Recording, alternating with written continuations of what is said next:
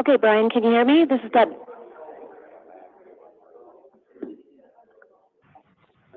Thank you.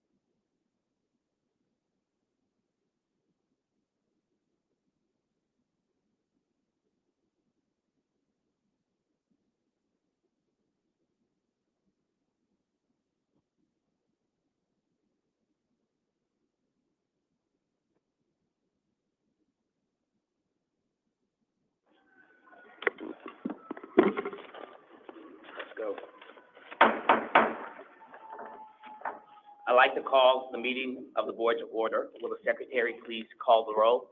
Director Bott, Present. Director Curry, Present. Vice Chair Deere is absent. Director Garza, Present. Director Harrington, Present. Director Ryder is absent. Director Robinson, Present. Director Sorrell, Present. Director Webster Cross is absent, and Chair Taylor. Present. You have a quorum. Thank you. The next regular meeting of the board will be held on Friday, May 31st at 9 a.m. The first item on today's agenda is employee recognition, which will be reviewed by Dr. Makaitis. Thank you, Chair Taylor. Good morning, directors. Good morning. Good morning. Good morning. We, as always, will start with our new hires. We bid welcome to Dr. Mallory Williams, Chair of Department of Trauma and Burn Services, Rafael Pariao, Director of Nursing Operations at Providence, Michelle Spikes-Kane, Associate Director of Nursing Public Health, James Nelson, Manager of Clinical Data Analytics, Nursing Professional Development and Education, Danielle Foltz, Manager of Justice Involved Services, Behavioral Health Services, Wendy Roden, Manager of Patient-Centered Care, Patient Care Services, Core, Marquita Hayes, Manager Population Health and Performance Improvement, County Care, Ravana Bay, Nurse Coordinator 2, Provident MICU, Yvette Johnson, Nurse Coordinator 2, General Medicine 7 West, Anthony White, Building Service Supervisor, Environmental Services at CERMAC, and Susan Clary, Laboratory Services Supervisor, Transfusion Medicine. Welcome to all, and congratulations to those team members who've earned promotions. LaShondra Brown, Director of Ambulatory Specialty Care, ACHN, Alicia Boyd, Director of Community Engagement and Health Education, Public Health, Maeve Dixon, Director of Projects and Strategic Initiatives, County Care, Rosabelle Arcia Diaz, Residency Program Director, Pediatrics Medicine, Bozina Miltko, Manager of Complex Care Coordination, County Care, Maya Vargas, Special Investigations Unit Manager, Corporate Compliance Administration, Keisha French, Supervisor of Revenue Cycle, Training and Quality Assurance Revenue Cycle. Congratulations to you all. Congratulations. And we'll do some recognitions as well.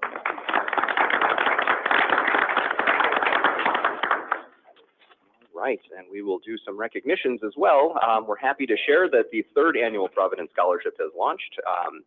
In partnership with Cook County Government, we've launched the third year of the scholarship program, and this program offers future healthcare professional scholarships ranging between $10,000 and $20,000. They are aimed at supporting awardees who are from and dedicated to serving underrepresented communities in Cook County. Application deadline is May 10th. We're very excited to award these. Next, we have the Commission on Cancer Accreditation. Stroger's Hospital Cancer Center earned full accreditation by the Commission on Cancer. It's a program with the American College of Surgeons, and that accreditation signifies that we provide comprehensive state-of-the-art cancer care. Congratulations to the entire team who supported that effort. Well done. Yes.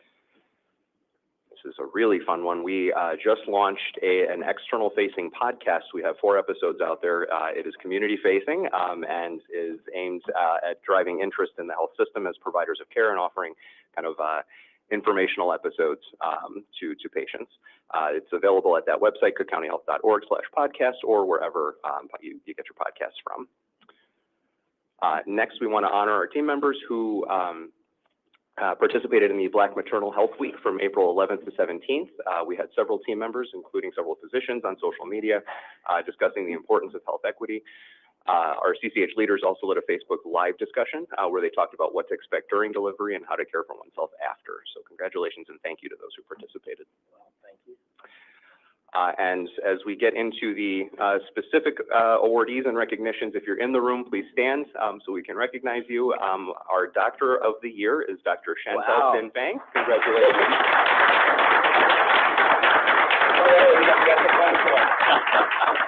So Dr. Fegan has an award for you, Dr. Tinfang, and I'll kind of read the recognition while we give the award. So Dr. Tinfang is a family medicine physician at Providence, at Sengstad Health Center, and she has been with us since 2009, is dedicated to preventative care and has worked on several federally funded projects centered around high blood pressure control, particularly in the African American population. So congratulations, Dr. Tinfang. Congrats.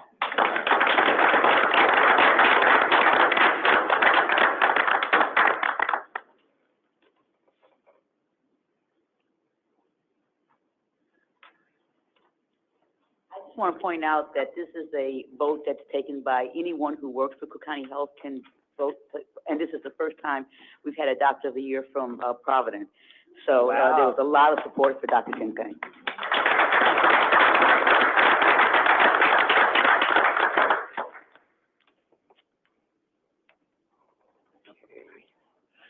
There we go. So next we want to recognize Bina Peters and Beth Baklovic for being included as part of the Johnson & Johnson Nurse Innovation Fellowship powered by Penn Nursing and Wharton School. I know Bina's out of town, but we do have Beth here. Congratulations, Beth.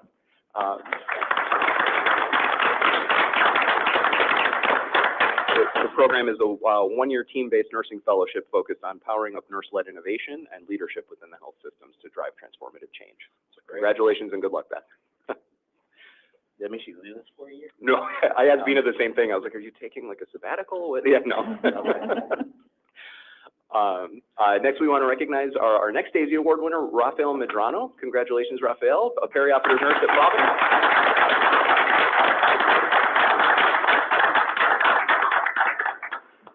Congratulations, Rafael. The Daisy Award is a recognition program that celebrates and recognizes nurses by collecting nominations from patients, families, and coworkers. Congratulations. Congratulations, well. Very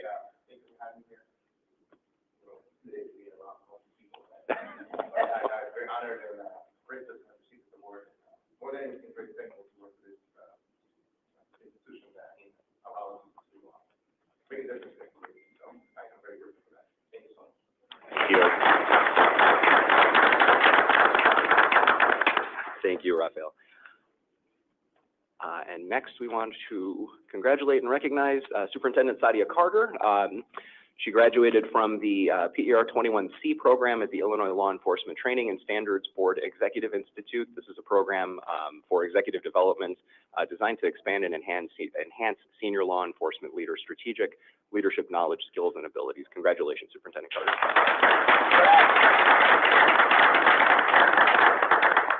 And thank you for keeping us safe. And lastly, we have our follow-up from the Patient Safety and Experience Poster Fair.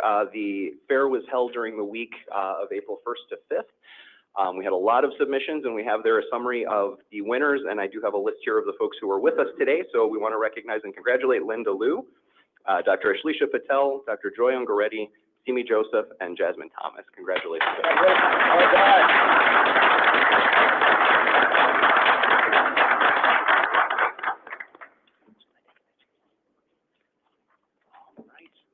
I think that is the end of the updates. Thank you very much. Well done. Congratulations to all of you. We appreciate it. Very well done. First, I'd like to recognize the director writer is present. You want to say present? Present. Thank you. I also like to entertain a motion to allow Director Deere to remotely participate in this meeting as a voting member. Do I have a motion? So moved. Second. Second, thank you. The motion has been made and seconded. Is there any discussion? All in favor? Aye.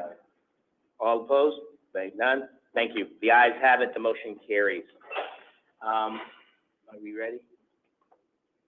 Are we ready? Okay, continue. I'm having connection problems. We are still connected, but you're not sharing the screen because we're going to be getting public tests for a while. I'm Good. still working on it. Thank you. The next item is public testimony. As a reminder, written testimony will not be read into the record, but will be included in the official record of the meeting and posted at the website. Madam Secretary, do we have any speakers who have registered to provide in-person or virtual oral testimony or submitted written testimony? We have 3 registered speakers, Okay. and we received written testimony from 6 people, which will be emailed to you during the meeting. Thank you. Okay. The first speaker is Domenica Flanagan. And just a reminder, testimony is limited to 3 minutes. When you reach about 30 seconds remaining, I'll give you a reminder.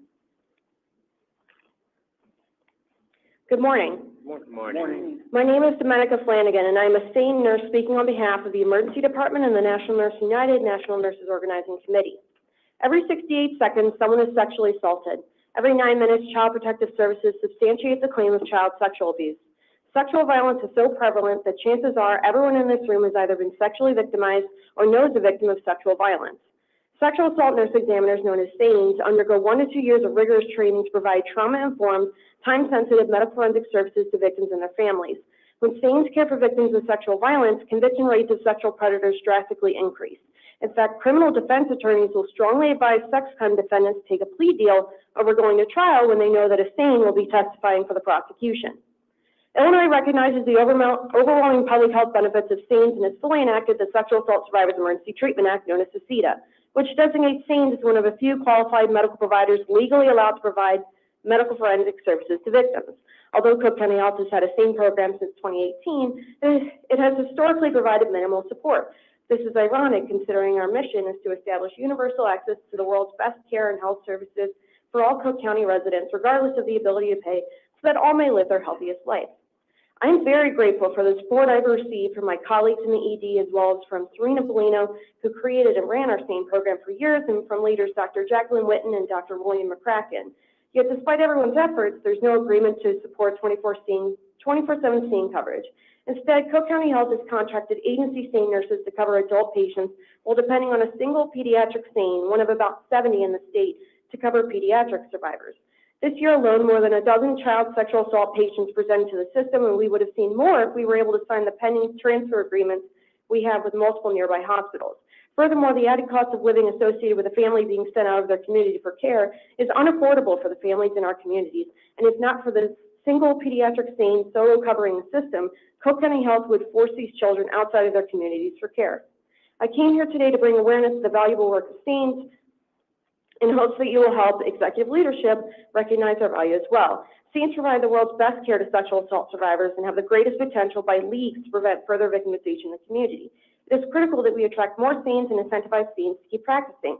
We urge you to demand CCH meet with NNOC to negotiate an agreement that incentivizes nurses to become SANES and supports the long-term practice of SANES we have. NNOC has repeatedly requested impact bargaining since 2022. Otherwise, if you cannot support the SANES and the victims of sexual violence that they serve, then you should know that you and your inaction will ultimately support the rapists and pedophiles who will continue to live and thrive in our communities. Thank you. The next speaker is Debbie George, who I believe is remotely connected. Good morning, respected Board of Directors and all present here today. My name is Debbie George, and I have been an RN with CCH for the past 10 plus years. I am also a member of the National Nurses United National Nurses Organizing Committee. I am here today on behalf of nursing to express our disappointment with Cook County as it pertains to employment opportunities for nurses looking to further their careers here. A year ago, NNOC gave testimony requesting attention be given to the unfair labor practice of hiring physician assistants and denying opportunities for nurse practitioners already in the system for open positions. Some of who have been here for decades. Till today, we are continuing to have the same problem where regular staff that have been dedicated years to CCH are being overlooked and denied positions. I'm a nurse practitioner and should be able to work as one in CCH, but repeatedly opportunities to do so are denied and limited. The county spends millions of dollars to send nurses to school to become nurse practitioners. Nurse practitioners can bring that revenue back to CCH once they start practicing within the system, but we need an open door. Denying nurse practitioners from being able to work in the system is closing the door on the social and historic tradition the county prides itself on giving opportunities to communities that are socially, economically marginalized. We owe it to the communities we care for to show that Cook County is a diverse and inclusive public institution that is representative of those very communities it cares for. And Cook County could demonstrate that truth by reinforcing a fair practice by hiring nurse practitioners and giving the nursing workforce an opportunity to further their career in the profession they are trained and highly skilled in. We urge the board to look into this ongoing concern and address how CCH will begin to do more and be better in hiring internal nurse practitioners when so many of us just want to serve and provide quality healthcare to working families. Thank you.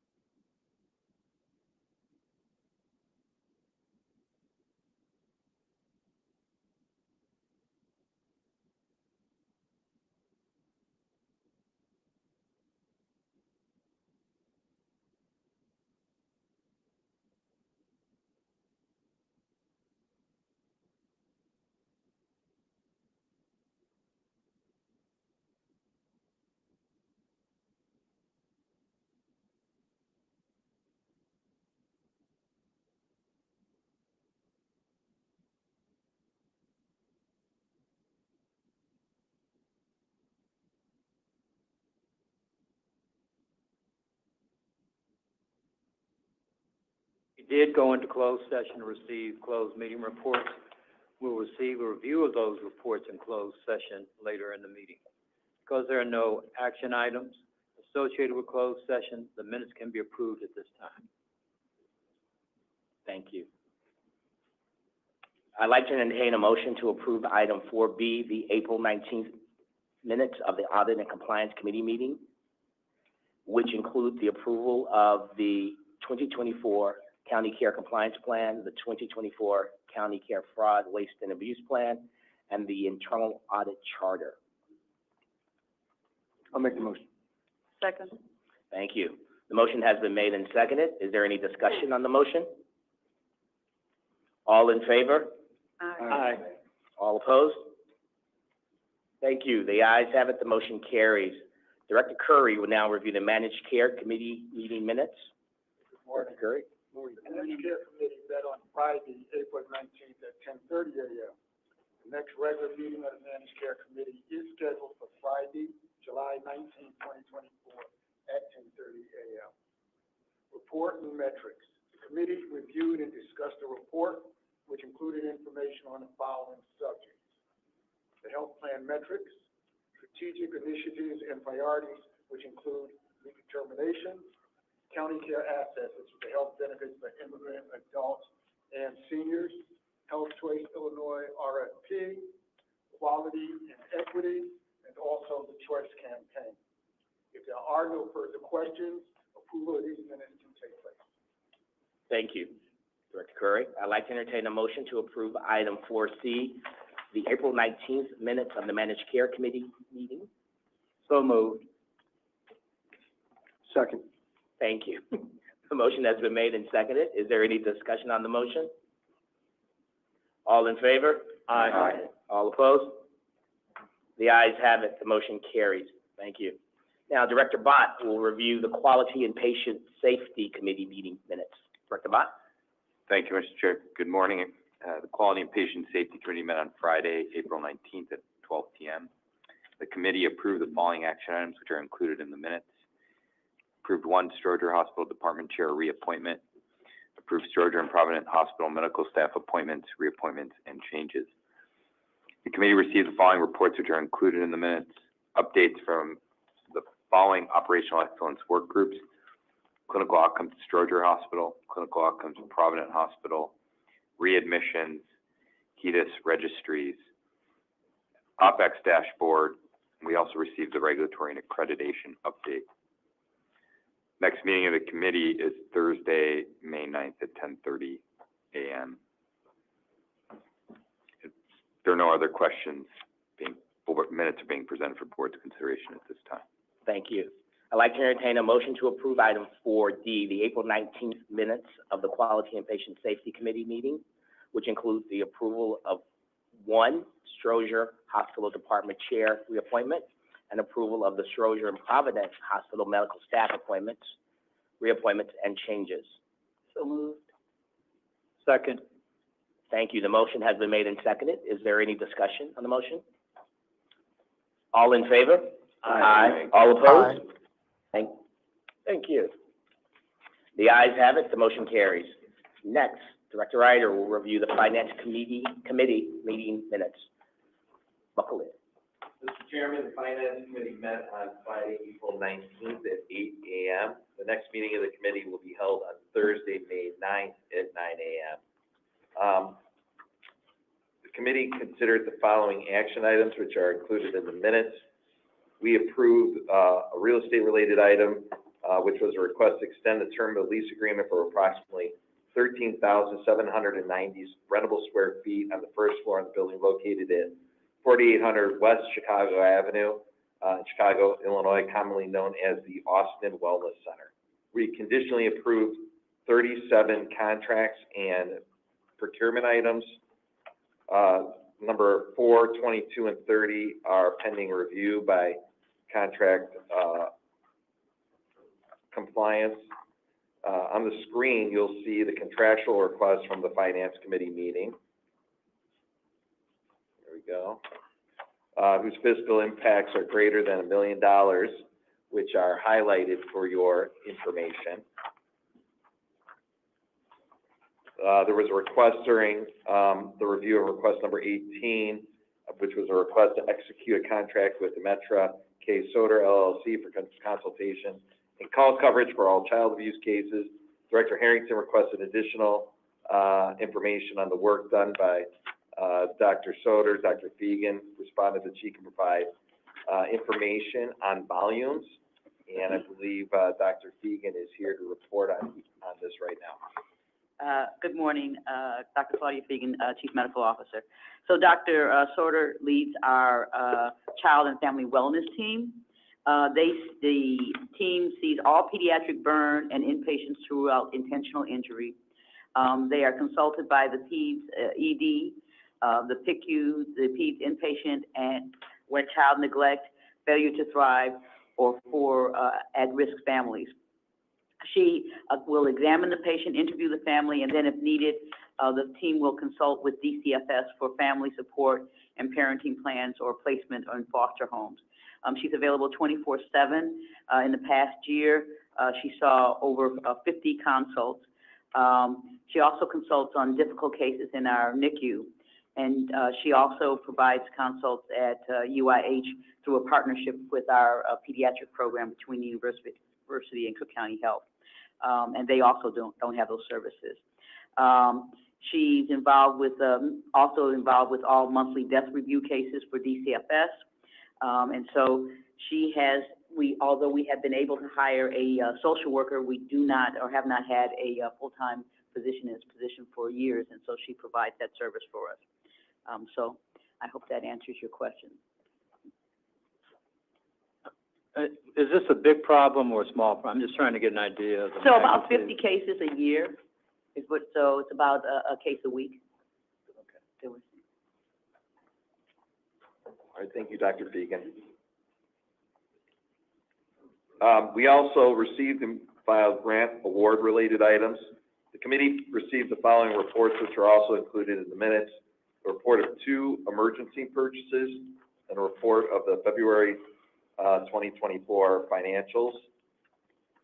We have staff here that can answer questions, but other than that, the minutes are being presented for the board's approval at this time, Mr. Chairman.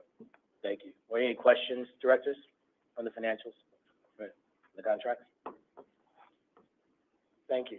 Hearing none, I'd like to entertain a motion to approve item 4E, the April 19th Finance Committee meeting minutes, which contain the following action items: approval of the contracts and procurement items, and receiving and filing the grant award related items. Second. Thank you. The motion has been made and seconded. Is there any discussion on the motion? Thank you. All in favor? Aye. Aye. Aye. Thank you. All opposed? None. The ayes have it. The motion carries. We do not have any contracts being presented directly to the board. Am I correct, right? For consideration, so we can move into the next item, which is the CEO report. Thank you. All right. Thank you again, Chair Taylor, and once again, good morning, directors. We will start with a high-level overview, strategy updates.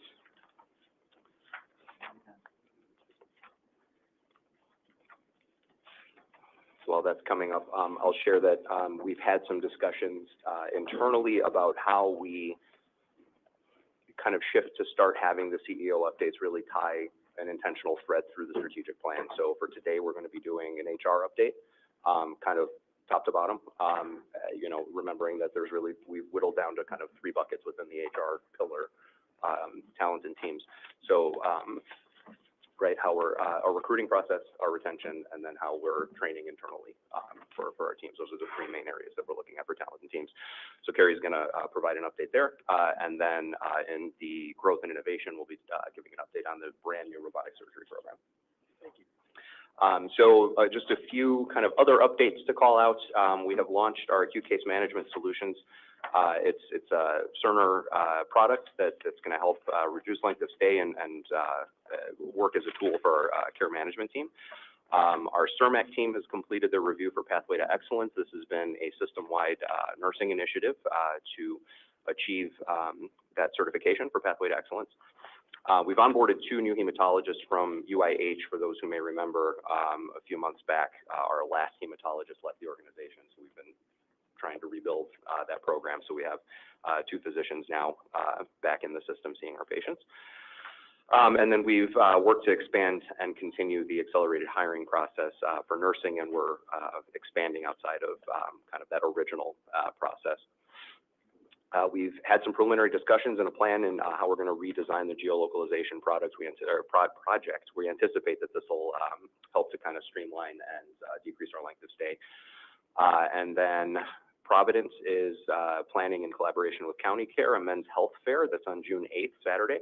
And that will also be, we're planning the first launch of our Walk with the Doc kind of community engagement program. So we'll do kind of a physical activity, do a little bit of education around that as well, and then kind of partner that with the men's health fair over at Providence. And then last night, I know this is coming soon, but last night we hosted a cardiology physician education and networking event.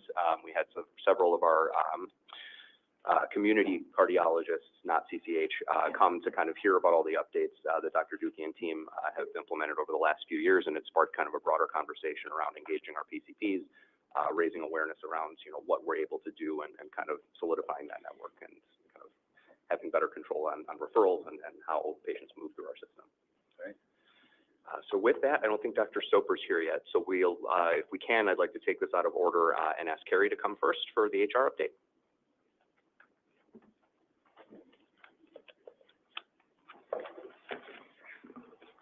Good morning, everybody. Good morning.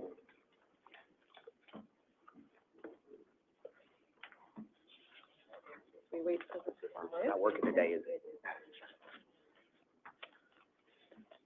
Gremlins in the machine. So I'll just get started as we wait for the slides to come up. As you, yeah, you have, oh, here they come. As you know, our focus has been fairly broad over the last 2 years, and this year we've decided in HR to narrow that focus. So we're recruitment, onboarding, and retention are the 3 main buckets, and as Dr. Makaitis indicated earlier, that the recruitment piece is probably going to be on the forefront for quite some time as we compete with other industries, and it still remains difficult to recruit everywhere, including here. However, for the onboarding and retention pieces, those kind of go hand in hand, and so learning and education for the staff, for our own team in HR, our primary focuses, as well as continued optimization and process improvement. So that's kind of the overall theme for what we're about to talk about. So I just wanted to go through our HR optimization efforts to date, and as you're all aware, we've had 3 main vendors working with us through this initiative since 2022. That would be Slalom, Deloitte, and Cross Country. This slide breaks out where their focus areas were in distinguishing each from the other. So Slalom mainly worked on our process optimization for hiring and recruiting. A lot of our data management, reporting, and technology enablement was their focus, but all geared towards our recruitment efforts in those areas. Deloitte had more of an HR operations optimization and our workforce development area, but they did tie into our talent acquisition areas by providing some recruitment support, working on class and compensation, because that is very closely tied to both recruitment and retention for us, and then process standardization and workforce development and pipeline development modules, mapping, and SOPs. And then we have Cross Country, which has been our main RPO, our recruitment process organization, and they have been an extra arm in our talent acquisition team to assist us in recruiting a large number of our vacancies over the last 1.5 years, and they continue that work till today. Next slide. So first we'll talk about Slalom and what they've provided to us and their support. And then we'll talk about, as well, some of the work that we are, how we are transitioning away from Slalom as their contract with us ends at the end of June of this year. So some of their accomplishments, they initially were a PMO for us, a project management arm for us for all of the different vendors and deliverables we were trying to achieve starting in 2022 to ensure that we stayed consistent and on target as we had this large infusion of vendors that we normally were not operating with in HR. They have, all of their efforts have given us about 20,000 plus hours of saved time in work effort and efficiency due to their digitization solutions that they have provided to us. And there are many of those. There were 6 different dashboards for ease of access and real-time access to information for leadership, management, and the public, as well as 10 digital solutions that were created and implemented during that time. We had 18 tech and data solutions in total that they either created from scratch or helped us smooth over and implement efficiently during that time frame. And they helped us increase hires by 242% through those efforts and through their additional support in process improvement. 3,100 offers were tracked through their digital solution, which allowed us to then feed that back into our comp and class initiatives and performance improvement in our offer and onboarding processes. 2,000 unique employees visiting our Hiring Central. Hiring Central is one of the platforms that they helped us develop and create to centralize both from the management perspective and the HR access perspective of all of our hiring processes and training modules, and it allowed management and HR to work better together more efficiently to go through that full recruitment cycle, from requesting a position to get filled all the way through the decision and onboarding processes, and taking management through a lot of solutions and guides that would help them even once an employee has onboarded through that first 12 months of onboarding and orientation. Now, although there were 2,000 unique employees who visited that site during 2023, during 2023, there were actually over 12,000 visits in total, showing that usefulness of that tool, and we continue to see that increase as well through today. And then we've had last year in 2023, we had a net workforce gain of 370 employees.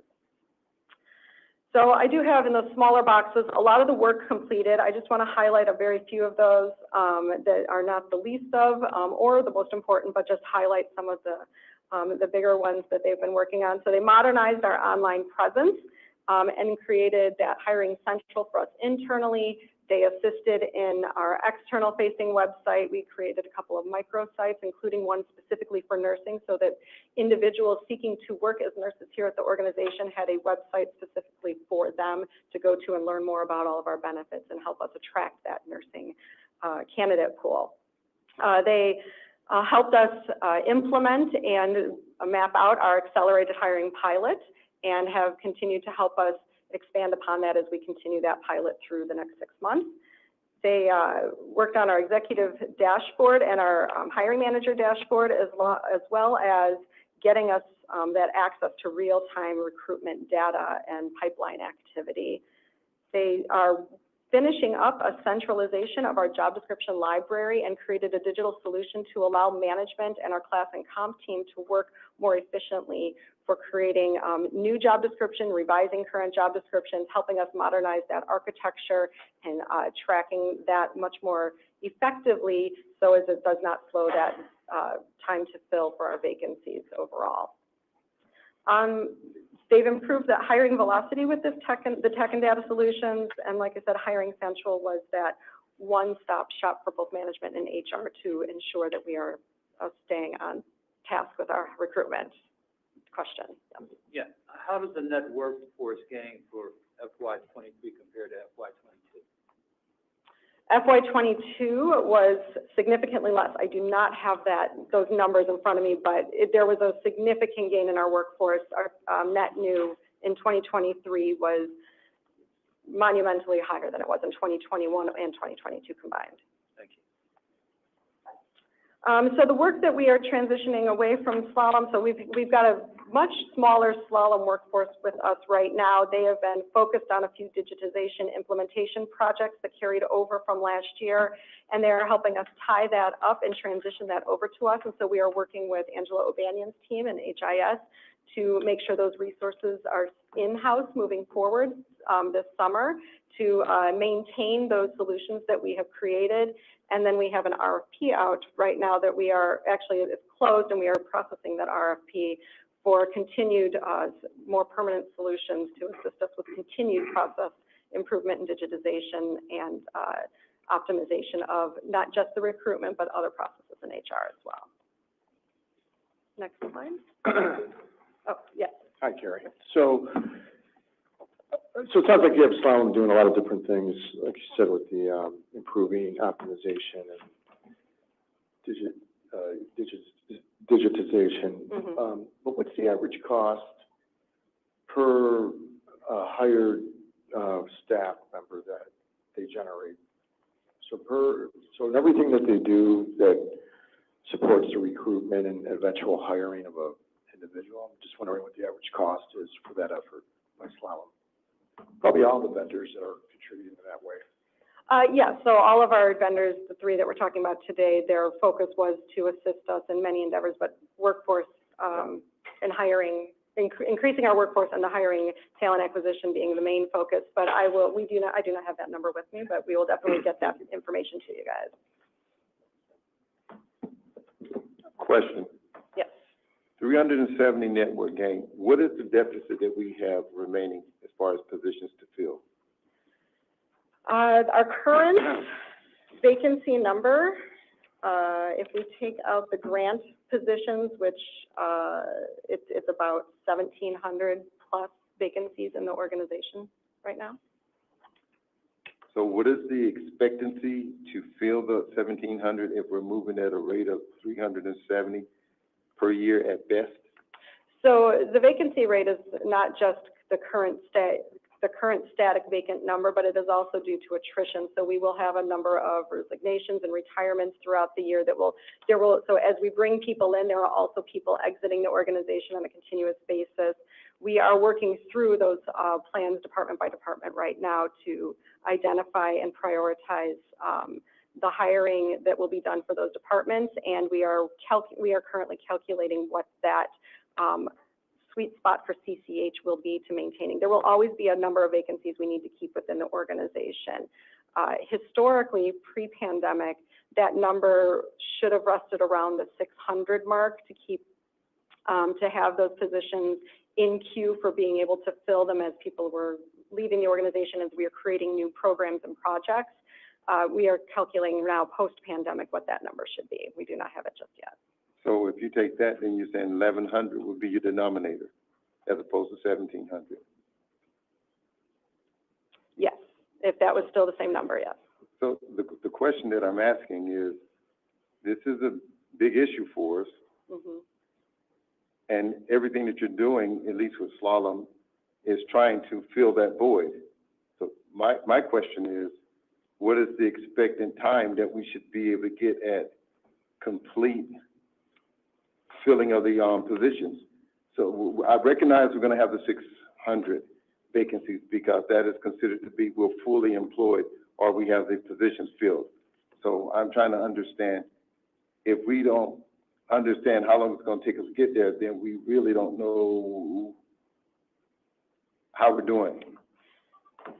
So it's a little more complicated than just having, a set number of vacancies and us filling them. We have market realities to contend with that unfortunately we have no control over, and we are in a very tough hiring market right now. There are more jobs out there than people to fill them, especially when you start talking about your specialized areas, such as just even in HR, for instance. It is increasingly difficult to recruit talent to us because all organizations, and industry are hiring for those same roles with the same talent pool. Nursing is a very key area where that same is existing. We are, starting to get into that nursing shortage workforce, and so we are competing with everybody else. So that is, last year we had one of the solutions we had, along with everybody else in the healthcare industry, were recruitment bonuses, and that worked through 2023. And now we're analyzing a more targeted approach to where those recruitment bonuses, instead of doing it more broad-based like we did last year. So we will continue to work with identifying the tools that will help us continue to contract that number, but considering the market that we're working within, it's a little more difficult to predict. But again, we are still going through those predictive analytics and trying to narrow down that number, especially as we're going through the budgeting process for 2025. Director Robinson, I would add that. Maybe, just a different way. Okay. When I joined the board 4 years ago, this number seems to be approximately the same as it was 4 years ago, 1,700, 1,800, whatever it is. To an untrained eye, measuring that vacancy, the 1,700 in different categories, where they are along the process, represents about 30% of 7,000 total positions. So we're trying to understand better what traction are we making with all these resources that we put at this issue. So again, it would appear that we haven't made much progress. And I know we've made progress in different areas, but just looking at a static number, 1,700, that's a number very close to what it was in September of 2020 when I came on board. So the question is, are we really, and this is a question I've asked, are we really making gains in this area and closing that gap? And I recognize there's complications in some areas, but what do we need to do to move that needle in that regard? Because to me, that's the most significant issue. That's the shortage. I've heard it discussed by many of our partners here, many of our employees, that the feeling is that we're not making progress in that area. And I know it's not as simple as looking at a single number, but I want to understand better how all these things are working together and to move us. So. Sure. So and actually the number that I cited about the net workforce gain of 370, that shows the significant improvement that we've made throughout that pandemic timeframe that you're referring to. So bringing in those external hires and not just moving internal people around and at the same time decreasing that attrition rate by keeping our retention numbers higher and our separation numbers lower shows that progress, even though we weren't able to fully chip away at that 1,700 number because of the Great Resignation and the pandemic scare and healthcare. All of that contributed to a slowdown, and now we're trying to play catch up. And so I can see by comparing 2020 to 2023, early 2024, it doesn't look like a gain, but when you look at how many people we've been able to bring in from external compared to our historic numbers, that has increased. I did not put that slide in this particular, my metrics for later on this morning. That shows the net new gain from 2019 through 2024, but you can see the significant increase in 2023 on our net news, and that is in large part to all three of these vendors assisting us and infusing the HR workforce team to make improvements and continue to chip away at those vacancies. So is there then another target number that we should be looking for? I think that was a question that the director was asking, or 1,700 or somewhere in the vicinity a year from now, and we would consider that having been successful in all of our efforts, or is it 1,000? Is it 500? Just trying to identify some range of number that would make sense in terms of supporting. Right, no, and we are working through what that number looks like right now. We just haven't nailed down exactly for us in the current market conditions what that number is going to look like for 2024 just yet. But we are analyzing that, and we are hoping to come up with that number very soon. So if I could jump in quickly.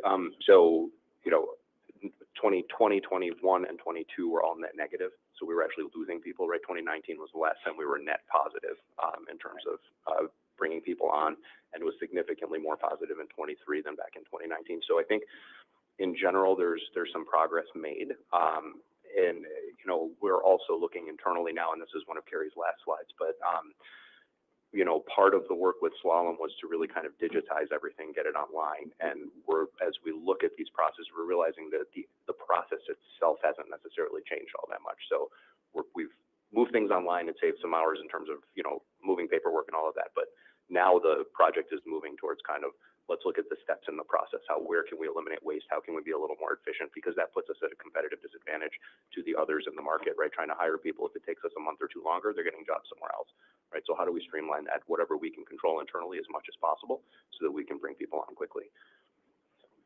I think another area to address too, very similar to what you just said, we know that all healthcare systems are experiencing this this shortfall as well. So potentially another benchmark that we could be able to gather is if we're at the 30% rate, I believe is what you had stated in terms of what our needs versus who we're able to recruit, are other systems similarly at that percentage? Or are we slightly ahead of that curve of what other healthcare systems are able to recruit, since all of us are currently in that same bucket of not being able to recruit for all of the potential openings that we have, so that at least Cook County can state that what are the benefit efforts, what are the recruitment efforts that we're doing to at least be able to get that edge in the market, along with as we're looking at comparisons with our competitors, what other needs, what other types of services or changes might we need to do to be able to at least make sure that we're staying at the cusp in comparison to the larger field, since all are having that same shortage at this time. And so maybe not just the percentage of the 30% of who we're attempting to hiring versus what those spaces that are those unfilled positions are, but also looking at the larger market to make sure we're continuing to maintain that edge. Maybe a benchmark or an indicator that we can look at as well too. Absolutely. And that may give us a better headway of where we're going in the future. And as long as we're continuing to stay more competitive, that also allows us to have that edge of potentially garnering more potential employees as others are competing for the same pot of potential employees as well. Absolutely, and we've, a couple of reports ago, we did report on some Department of Labor statistics and where we were falling within our benchmarking, and we were definitely trending below those national standards. And now we have pivoted and are looking now at the local market and how we're doing against them as well. So we are absolutely on target with looking at that. And then nationally for other healthcare systems of this breadth as well too. Correct. To make sure that we're also reaching that national recruitment if the need be as well, to be able to draw in potential employees. In building on Director Sorrell's comments is, one of the questions I have is in this closed RFP, how were you all thinking about the approach to mapping the services in that RFP to this discussion, of addressing the talent challenges? But I also am very interested in this because of its impact on quality and safety. I think, if you have the right workforce, I think we can make progress on some of the initiatives and accelerate on the quality and safety front. Yes, but the RFP focus specifically is to take the, so it'll subsume the work that Cross Country is doing, and they will become, continue to be an arm of HR recruitment team and handling full cycle recruiting to infuse and try to get us through this large number of vacancies till we get to that number that we want to be hovering around. And so that is a large portion of this RFP. And the other is that continued process improvement, the process mapping, looking for those efficiencies, as well as staying competitive and doing those data analytics to ensure we're staying on track. So those are both very large components of this RFP. As well as that benchmark of hirees versus those that are agency, because that's an ongoing issue as well too, because it's a cost issue as well as our own employees. So we want to make sure we're keeping that number. Yep. Yeah, sure. I think that analysis is valuable to see how we compare to the market, but I think the other thing that would be helpful is to also include what are the market forces that the county system has to contend with that the rest of the market does not. Because I don't think it's an apples to apples comparison. I mean, there's some unique requirements that the system has to meet that other systems are not required to meet.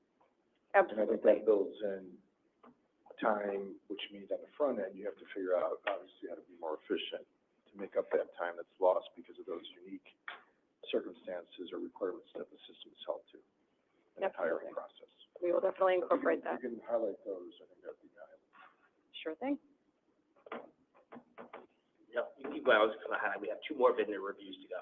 Yes. So, Okay, so then Deloitte is next, and their focus, although they did have a contingent of their team that was working and supporting the current recruitment team as well with not the full cycle recruitment, but with sourcing and other types of targeted areas within the recruitment process where we do see some big gaps or time drains on getting that time to fill down and getting those offers out to the candidates.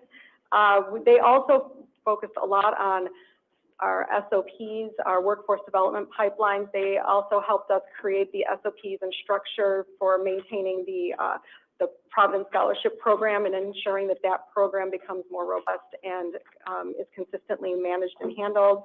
They also have been working with our learning and development group very in force by creating the modules that are not only for our classroom and virtual trainings, but also our annual compliance trainings, and modernizing those, as well as improving the implementation of the large volume of those, and our increased trainings post-pandemic has been in large part because the Deloitte team has been there to support our organization development team. So they have enhanced that employee experience. They are part of the just day-to-day employee experience, in that they've helped us modernize and improve our HR service link, which allows employees to do their tuition reimbursement processes, payroll adjustments, request leaves, ask HR questions without having to send us an email or wait in line at the front desk, but to have that in real time and tracking mechanism of their tickets as well, so that there's an efficient turnaround time. So it's enhancing that employee experience, not just that bringing the employees into the organization. Increased competitiveness and retention due to the compensation work. A large part of their team was dedicated in especially in the first half of 2023, to our comp and class team, working through job architecture changes, working through organization, and setting us up to start the next phase of the work in comp and class, which will be those career pathways for current employees as well as new employees and longtime veteran employees as well. So they have been helping us start that foundation that we will continue to work on later on. So at the top, it identifies a lot of the accomplishments that they have done over the past year and a half with us, creating 50 HR service guides that are accessible to management as well as frontline staff in how to get through the various and numerous HR processes and policies that they have to contend with on a daily basis. Sourcing was a large part of what they did. So reaching 3,700 prospective candidates and bringing them into the processes. We are actually currently trying to garner down that number to identify the percentage of that particular group that then became employees here at the system. So we're not at that number yet, but we're working on that with Deloitte. 80% of employees have access to new features in the HR self-service portal, which is the HR service link.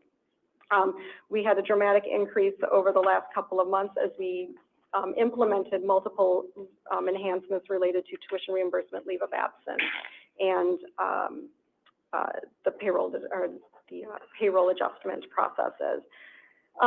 They've created 77 HR process maps and various SOPs to go with those process maps. Most of those were in the workforce development and learning and development areas, and are utilized regularly by both our internal team as well as the management and frontline staff on their for the learning and development side. And then there was a 20% decrease in calls related to service options, and again, that was tied to our HR service link, the Ask HR feature, and the chat box that is now, or the chat bot that is now a part of the HR service link as well.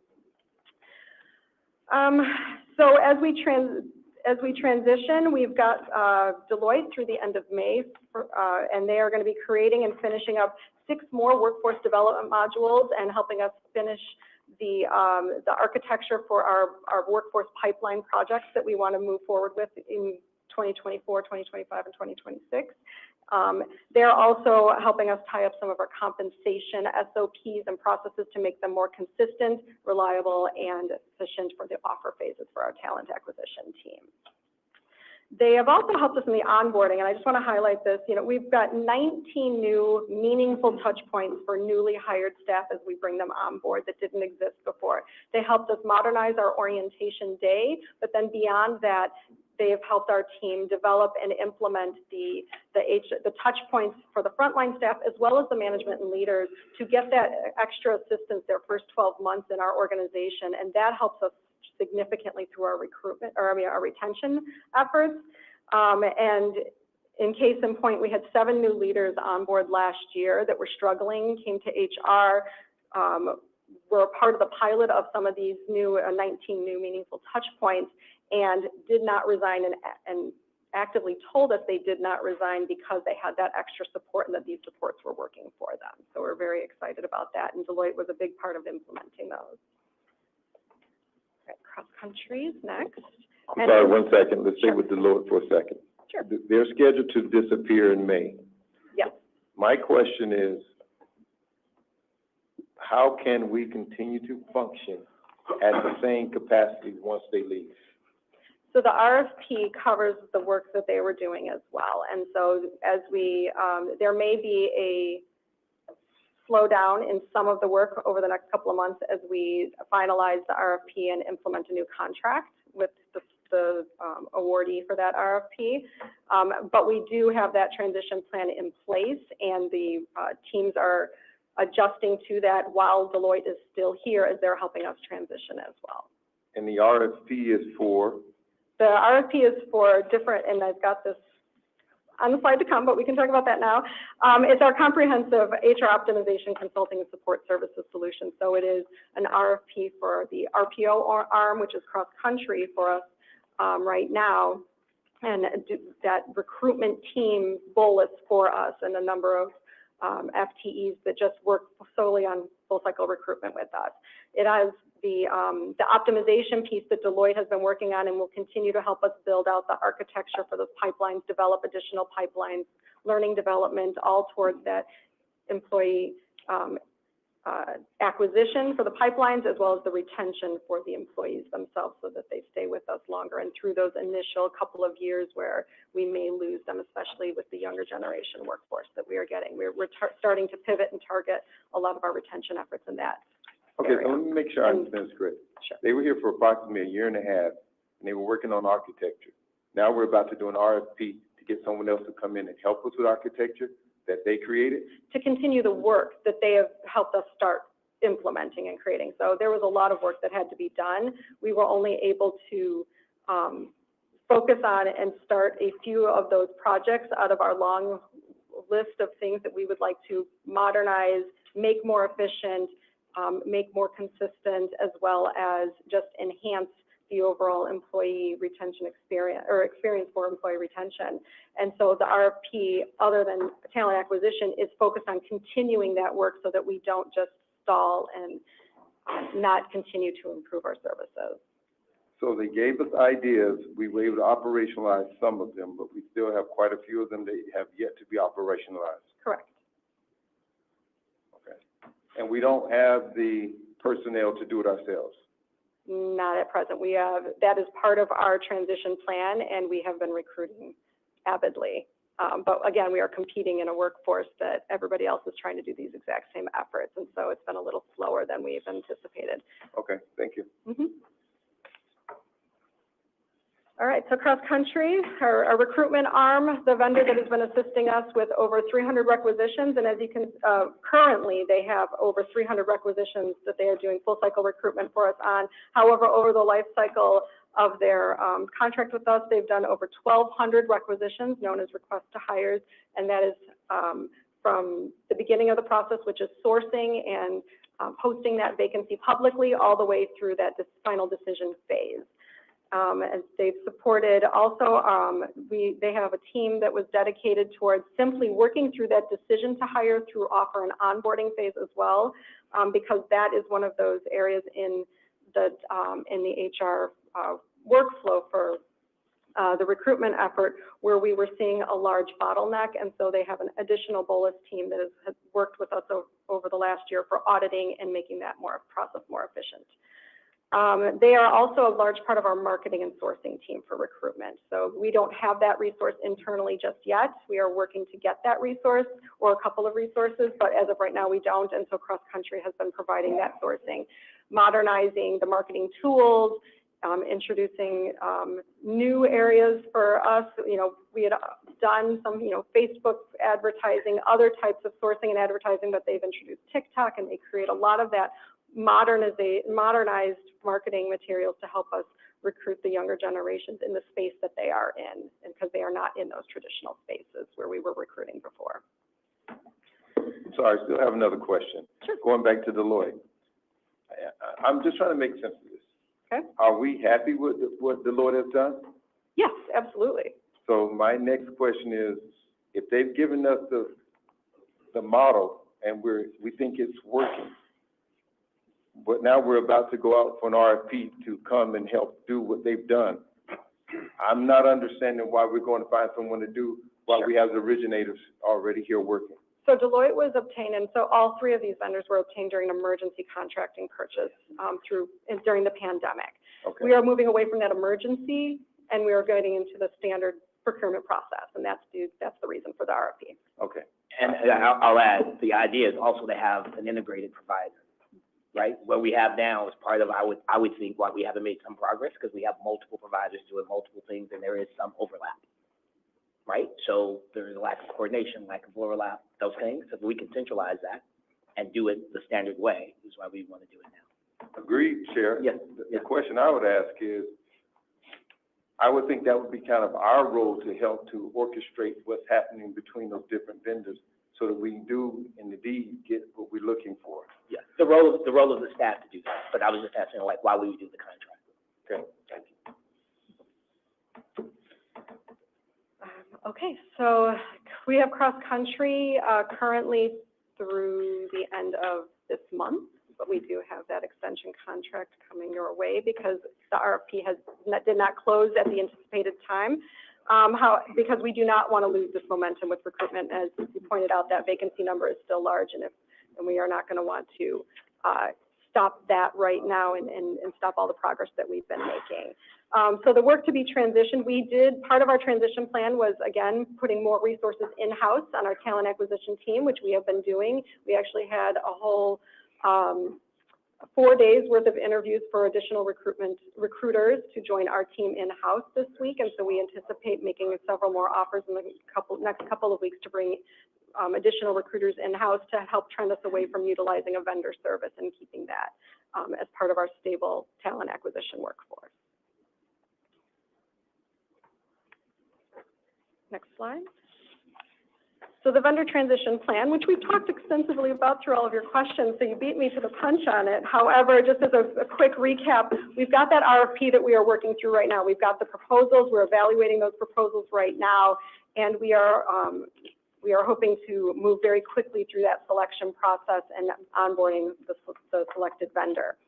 And that is for all of our HR optimization, consulting, and support services, trying to bring under one roof the multiple and various contracts that we have. But additionally, we are doing some in-house transitions as well. So we've got some temporary staffing contracts, which we've always had in HR, and HR needs to have at their disposal. So we are actually going out to RFQ for some executive search firm proposals to have a list of them in our back pocket for when they are needed for resources as an additional tie-on to the RFP vendor current everyday staff support. And then we are working with our HRIS team. We are working with our quality team on the process improvements that need to continue to happen. We are right now focused with our quality team on process mapping all of the recruitment processes specifically. We have mapped 3 out of the multiple recruitment processes that we have so far. And we are Sorry, can you define multiple? Sure. I haven't done the count recently because we've added and subtracted a few, but at my last count last year, we had 15 different recruitment processes, most of which we don't utilize. They are very specialized, and then some of them we don't actually map out from the HR perspective because they are related to resident and fellowship hiring. So there are some processes that we actually don't own in HR at all because of the national matching program.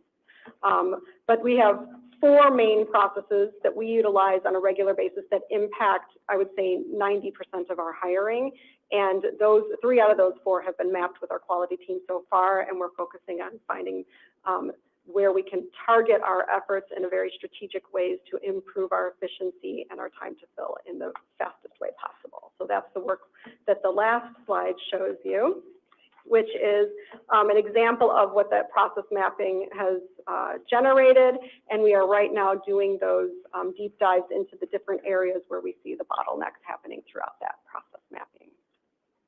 And that is all being done in-house, not with our vendors, but with our quality team and our HR team.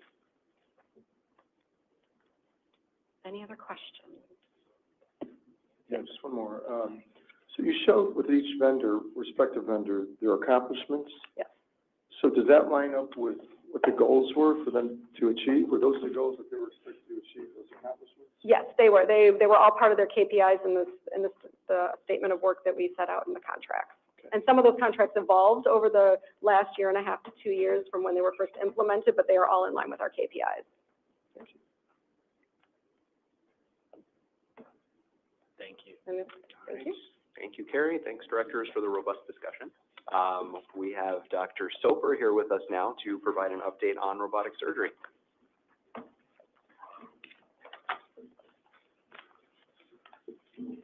And you can tell us how we hire robots too. I'm sorry? You can tell us how we hire robots. Oh, yes, right? Much easier. All right, very well. Well, good morning. My name is Dr. Alex Soper. I'm the division chair for surgical critical care. I'm also the chair of the robotic steering committee and the lead physician for our program launch. So our program was started basically in the end of 2023 as we formed a robotic steering committee shortly before approval for purchase of the Da Vinci contract and robotics. We partnered very closely with Intuitive Surgical to help with the implementation and training and launch of this program.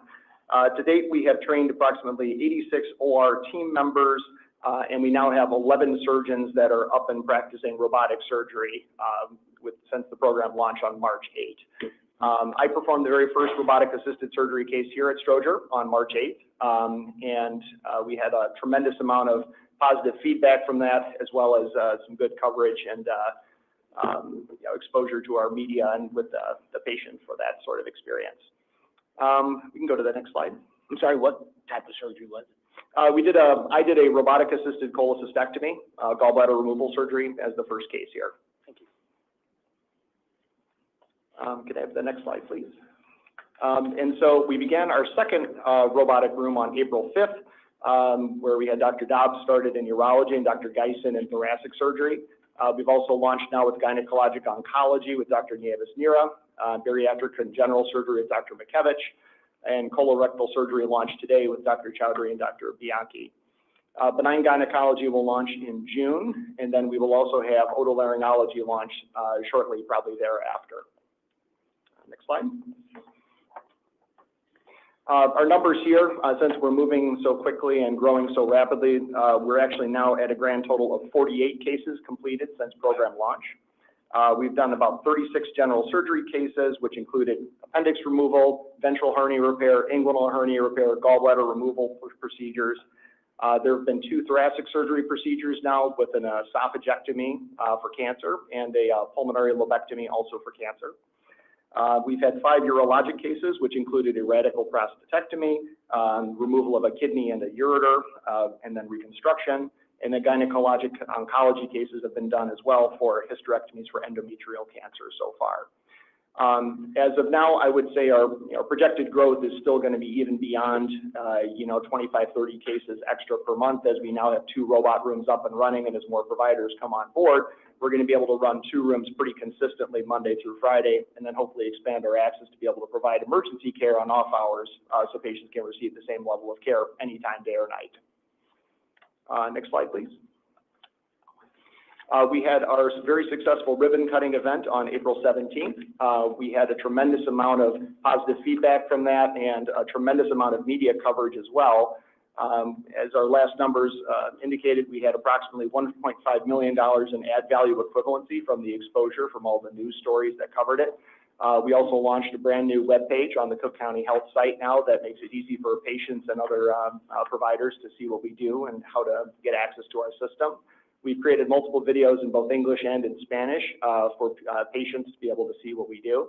And the videos are being boosted across our social media channels and also to help increase visibility. So, I'd have to give a lot of credit to Alex Normington and our media department to really helping lead this project with the exposure, and so far it's been nothing but positive. Dr. Soper, thank you. Congratulations on this effort. One of the questions I had is how are you seeing the transitions of care evolving in terms of those cases, 48, you're going back to primary care, are they having appropriate follow-up? And that's how the transitions. Yes, from the robotic-assisted surgery perspective, all of these procedures bear the same sort of treatment that we would for either traditional laparoscopic or open surgery. We still see the same patients and follow-up, and have our same sort of processes in place for that.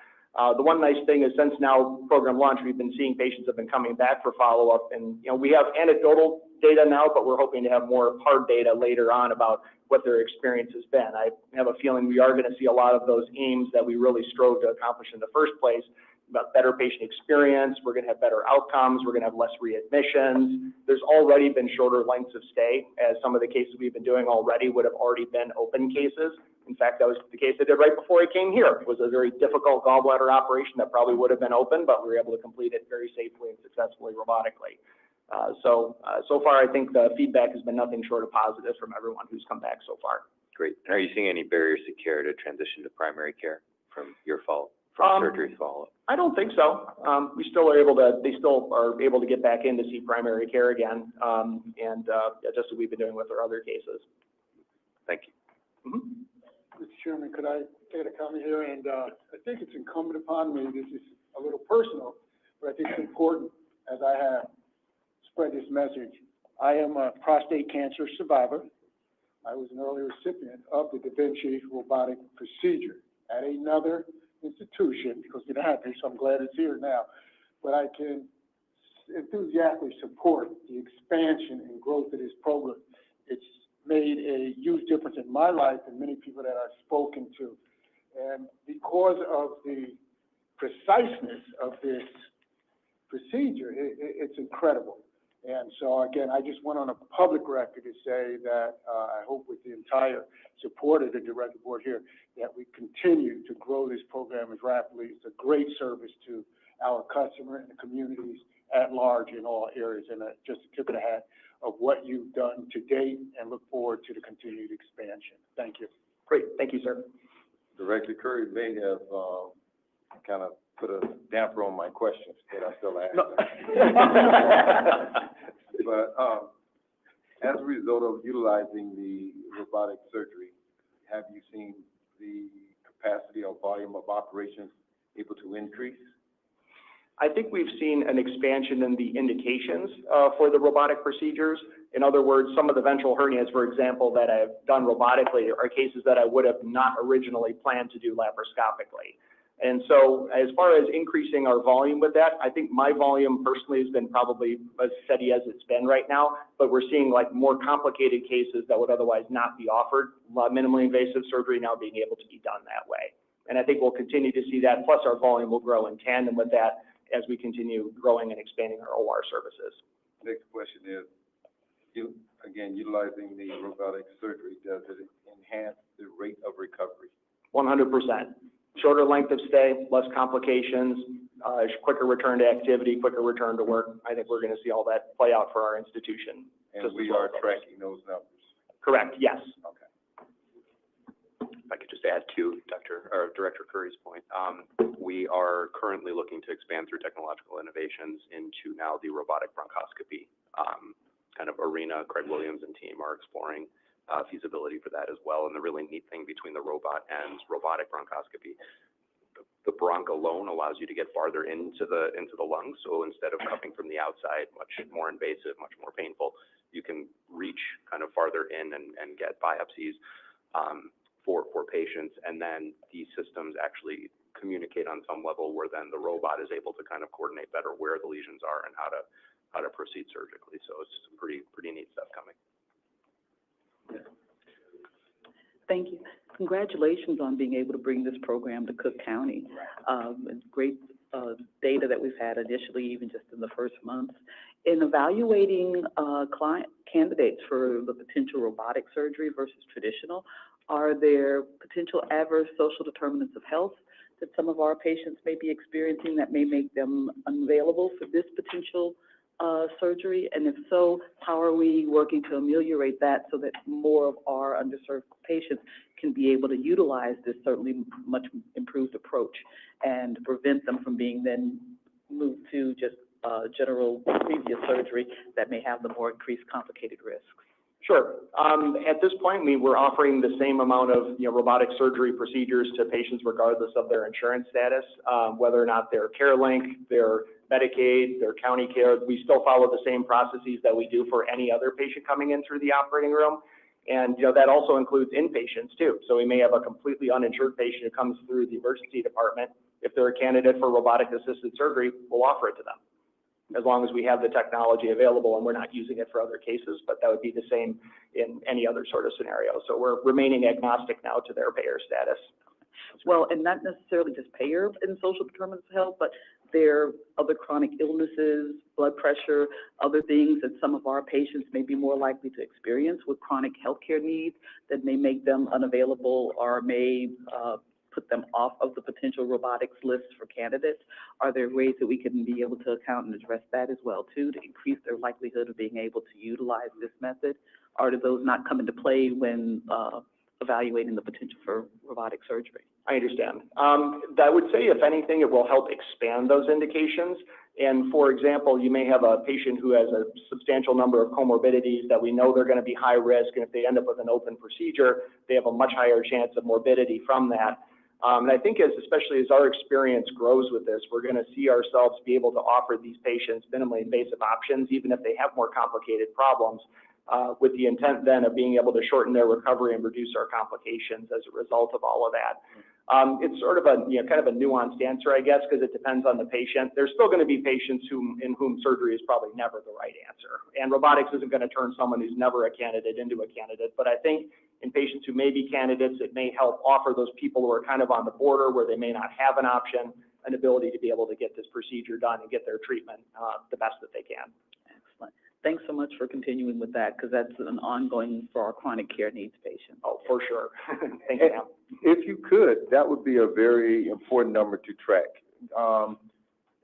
Maybe a week or two ago, Dr. Ezeki made a statement dealing with Black maternal health, that at the safety net hospitals, we don't have the best equipment, but we have the sickest people, which it doesn't really fit with what the need of medical care should be. And if you can document exactly that this device is allowing us to help those sicker people, that actually moves forward the idea of getting very good equipment inside of our hospital to make it on par with the best hospitals in the country, simply because we do have the sickest people. And if we look at it from a governmental standpoint, if we can keep these people healthy, you're going to decrease the cost overall. And that becomes the proving ground to be able to make the statement for whoever those legislators may happen to be. So this is fantastic to hear this. Very good. And I'm assuming your first surgery went well. Went very well, yes. Okay. Yeah, I think it very much so. This is one of those things to say, as you were highlighting, this was not available for communities like ours.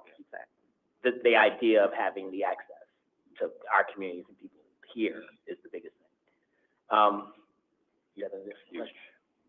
Craig, did you have something to add? I just wanted to point out, the acquisition model we use for this particular set of robots. Craig, can you go to the mic so we can hear you? Right. I did want to point out to the board and just remind folks that when we did this acquisition with Intuitive, we did a unique financing model with them, which is a true partnership. And a lot of times what I've seen in the past is when people purchase a robot, it ends up becoming a constraint because a lot of surgeons want to use it and it's hard to get access to the robot. We personally brought on two because we knew we'd have that ability to grow. And as we train more surgeons and have more people who want to use it, the acquisition model we use allows us to expand. So we could bring on additional robots if the business plan makes sense. And it's a really easy process. We're looking at that same model around the robotic bronchoscopy model. So I just think I think in terms of contracting, it's important to bring it back that the model we use will really allow this program to continue to grow and be successful and impact our patients. So thank you. So since you were up there, and I thought about you in one of my questions that I did not ask, but I think this particular aspect of the hospital could be an engine if we do it right, so that we could actually not only become the greatest one here in the Chicagoland area, but we can set the example of how to really do healthcare and to have everyone coming through, and that would actually become the engine that would allow us to increase the revenues as well. And oftentimes I do make the revenue statement, and that's because it takes money to run this place, and to be able to get great equipment so that we can do great health care. I would agree. In this case, it is a revenue generator because we're earning more money for each procedure that we're doing, but we're also saving costs, length of stay. You know, Alex talked to me about a case, I think it was an 8-hour case you had done, that normally would have a 4 or 5 day length of stay. The person went home the same day. You know, so that's, you know, not having to, you know, it's actually getting another head in the bed that's waiting in the ED for us. That's our challenge now. So it's just, I think it's good all around. And Alex is doing an amazing job rolling this out, like. So. You also increase your ROI on that too. So there's a lot of good stuff that happens there. Yeah. So fantastic. Terrific. Thank you. Thanks. All right, thank you very much. Thank you. Chair Taylor, that concludes the report. Thank you. Thank you very much. I appreciate it. The next items are informational reports. We reviewed the HR metrics during the report from the interim Chief Executive Officer report. So the only remaining report is a quarterly report from Cook County Department of Public Health, which is being reviewed by Dr. Lamar Hasbrook and Neela Satya Narayan. Yeah. Thank you. Phonetics are good. All right. Good morning, Chair Taylor and the board. Lamar Hasbrook, Chief Operating Officer, Department of Public Health. I'm gonna be co-pilot to my colleague here, Neela, who will walk you through some of our highlights for one of our programs, one of our many programs to protect the health and to build healthy communities. And she'll focus on tobacco prevention. So, Neela. Thank you, Dr. Hasbrook, and thank you, Chair and Directors, for this opportunity today to highlight our tobacco prevention and control program at the Cook County Department of Public Health. My name is Neela Satyanarayan, and I'm the program coordinator. And today I'll talk about the challenge of tobacco use, provide an overview of our program, and highlight some of our strategies. Next slide, please. And to start, I'd like to set the stage with showing a short video from our Public Health Heroes League campaign. The CCH recently launched this campaign for the public to understand who public health is, what we do, and how we do it. And this short video talks about tobacco.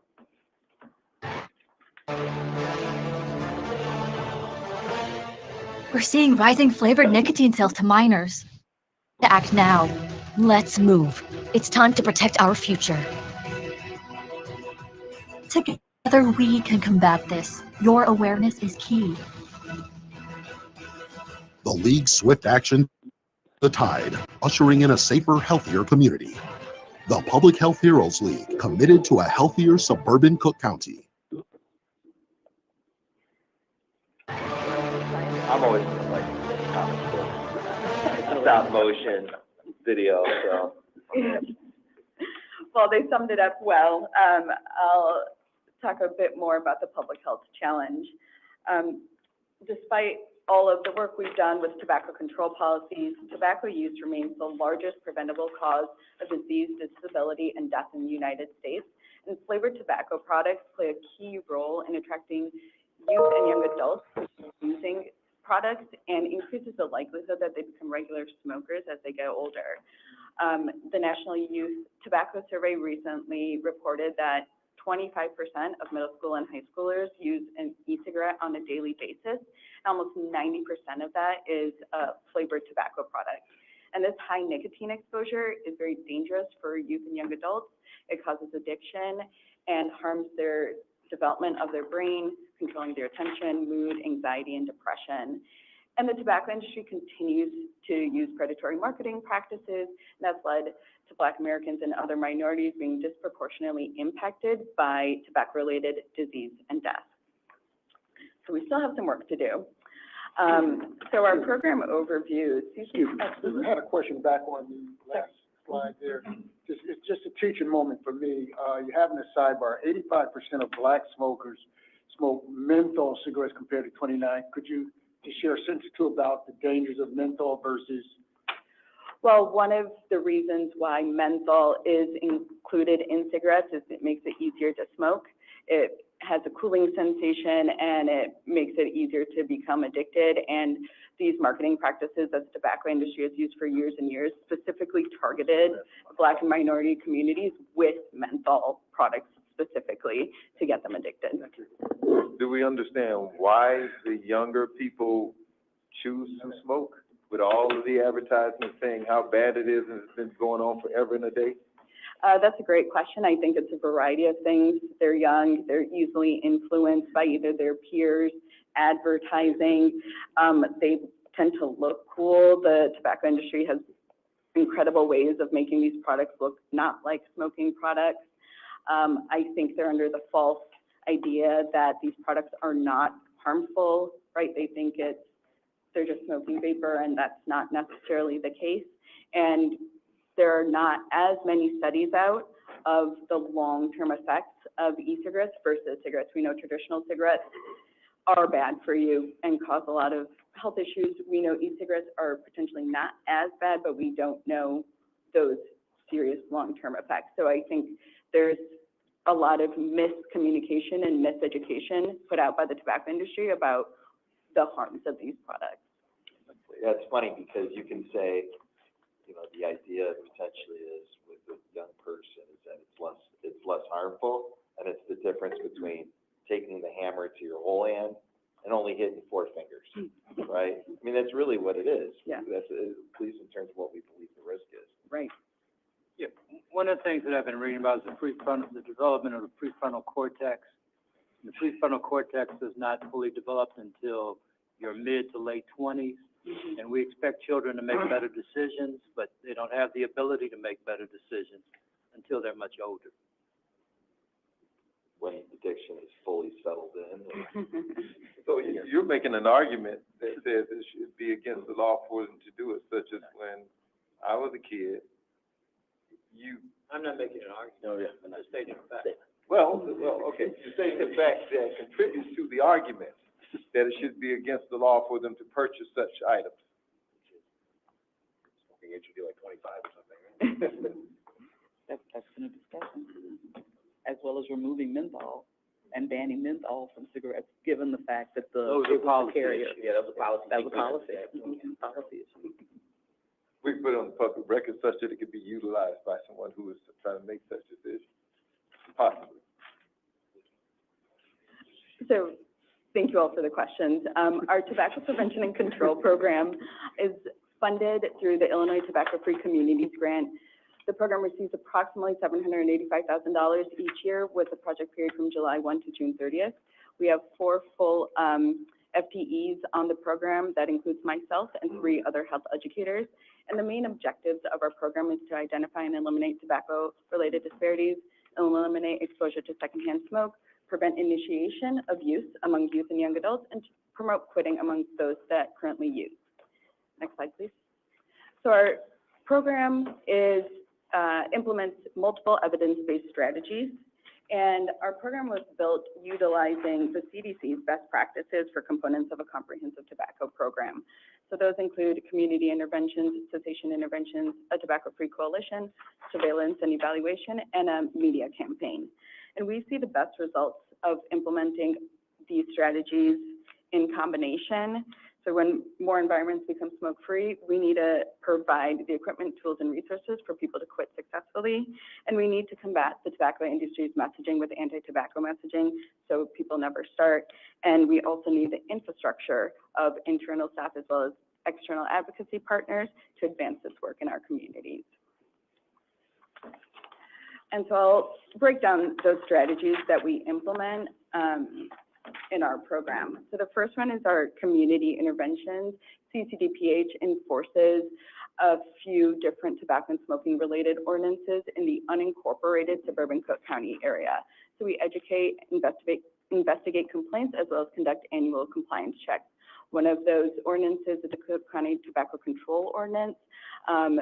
We do the licensing for these tobacco retailers and then oversee the compliance. And thanks to the directors and the commissioners, we've been able to strengthen these ordinances over time to, again, continue to protect the health of our youth and young adults. Like you mentioned, we raised the age from 18 to 21, the legal age to buy products in 2019. And that was actually before the state did it, so Cook County was ahead of the curve there. And we recently, last year, passed an amendment to restrict the sale of liquid nicotine tobacco products in unincorporated Cook County. Is there an ordinance related to selling close to schools? So if the proximity. There is use. I think approximately, a 500 feet, rule in terms of where you can, have certain stores, and it's, restricted to like youth-related buildings, like a community center, schools, things like that, daycares. And you all might get to this, but the other question I have is around the way that this county works with the city health department on this issue. Great. Next slide, please. And so I wanted to highlight, and if you just click once, the recent amendment we did to the Cook County Youth Tobacco Ordinance, and again, thanking the directors and the commissioners for passing this amendment on restricting the liquid flavored nicotine tobacco products. This is a great win and a great step towards protecting our youth and our community's health. I think there's possibly one. Yep, there it goes. And I would just like to highlight the results of the enforcement of the Cook County Youth Tobacco Ordinance. So that flavored liquid nicotine product sales restriction amendment was approved and passed in May of 2023. CCDPH provided education and outreach for all of the tobacco retailers as well as the public for those that it affected in June and July. An amendment went into effect at the end of July. And then CCDPH, along with a partnership with the Cook County Sheriff's Office, conducted its annual compliance checks for all of these tobacco retailers in the unincorporated Cook County area. So with the results of those inspections, 46 were inspected, and only 6 were found with violations, which was great. I think the education and outreach really helped with that. One store decided that they didn't want to become compliant, even after multiple warnings and follow-up failed inspections. So CCDPH issued them a citation. Between the citation being issued and the administrative hearing, that store decided to become compliant, and so during the administrative hearing, the citation was dismissed. But this was, our process working and having to get all of our tobacco retailers fully compliant. Next slide, please. So our next strategy is community interventions. CCDPH helps advance new policies, strengthen current ones, or help implement strategies related to tobacco-free communities and policies in different municipalities, park districts, and potentially multi-unit housing by helping provide technical assistance and education to these areas to implement tobacco-free parks and college campuses and multi-unit housing. And these policies help protect and decrease that exposure to secondhand smoke, along with decreasing litter, improving quality air improvement, and just protecting the lives of everyone in these public spaces. Next slide. So the next strategy is cessation interventions. CCDPH currently subcontracts with 2 different organizations to help implement evidence-based cessation programming. The American Lung Association and Respiratory Health Association have evidence-based programming that can be implemented in different community organizations. The last couple of years, we've focused on providing cessation programming to behavioral health facilities and expanding their internal capacity by training their staff to provide cessation programming for their patients. We also like to encourage utilizing a brief tobacco intervention called Ask, Advise, Refer, where it helps start the conversation and understand the capacity and the readiness of someone to quit. And we always promote the Illinois Tobacco Quit Line, which is a great free resource for all of the residents in the state of Illinois. They provide free counseling as well as connections to nicotine replacement therapy, and also they now have a texting option for youth and young adults. The next strategy is our Tobacco-Free Coalition. CCDPH leads this coalition that has a variety of advocacy partners that include the American Lung Association, Respiratory Health, and other local health departments.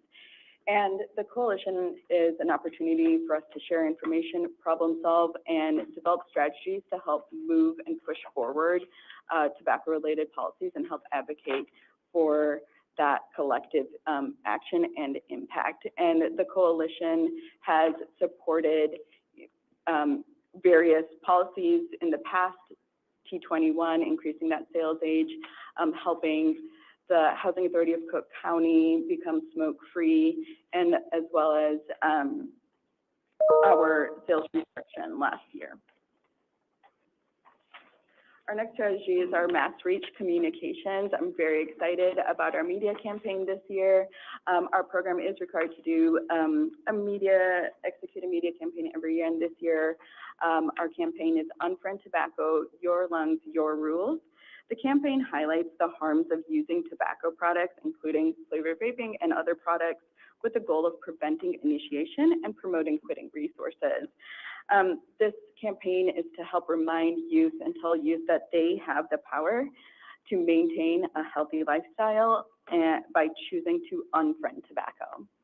So the target audience will be youth and young adults, and the campaign will be launched on multiple social media channels, including TikTok, Snapchat, YouTube, and some streaming audio. And the media plan will hopefully deliver over 2.3 million targeted impressions. In addition to this media campaign being in English, there will also be social media assets available in other languages on CCDPH's website. It'll run for approximately 6 weeks, starting towards the end of this month. And last but not least, our surveillance and evaluation strategy. Our program evaluates local, state, and federal level policies related to tobacco and smoking control, as well as utilizing local data like the Cook County Health Atlas, the Illinois Youth Survey, and national data to help inform and drive the way our program is designed and works with its activities. And as we evaluate our program long-term, we hope that there is positive direction of influencing those policies and data as well. Thank you very much for this opportunity, and if there are any other questions, I know I was speeding through that for the sake of time. Thank you. We appreciate it. We look forward to the next update. So all these things are being monitored and tracked, right? Thank you. Thank you. Thank very you. much. Thank you.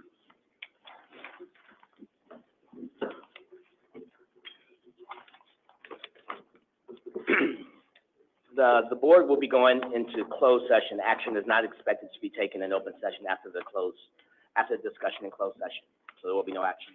I'd like to entertain a motion to go into a closed meeting pursuant to the following exceptions to the Open Meetings Act 5 ILCS 120-2C 1, 2, 11, 12, 17, and 29.